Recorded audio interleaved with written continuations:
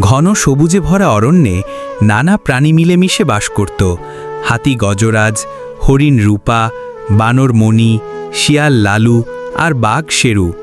জঙ্গলের মাঝখানে ছিল এক বিশাল নদী, যেখানে প্রাণীরা পান করত, খেলত আর মাছ ধরত।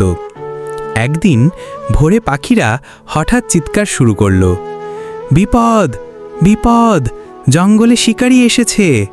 শিয়াল লালু তাড়াতাড়ি ঝোপের আড়ালে লুকিয়ে শিকারিকে দেখতে লাগল। শিকারির হাতে ছিল বড় নেট, তীর ধনুক আর বন্দুক। সে জঙ্গলের ভেতরে ফাঁদ পেতে রাখল, যাতে হরিণ বা খরগোশ ধরা পড়ে। দুর্ভাগ্যবশত হরিণ রূপা পানি খেতে আসার পথে সেই ফাঁদে পা দিল। মুহূর্তেই জালের মধ্যে আটকা পড়ে গেল সে।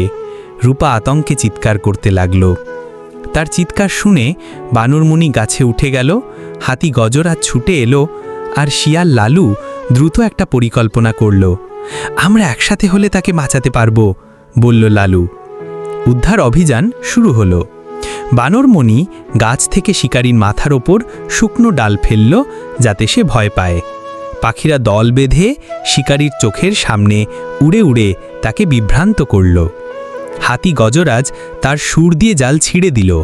বাঘ শেরু গর্জন করে শিকারিকে ভয় দেখিয়ে জঙ্গলের বাইরে তাড়িয়ে দিল। রূপা মুক্ত হয়ে কাঁপতে কাঁপতে দাঁড়ালো।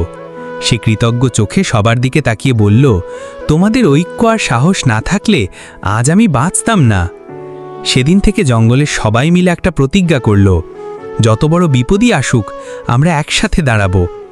আর শিকারি, সে আর কোনোদিন সেই জঙ্গলের কাছে আসেনি।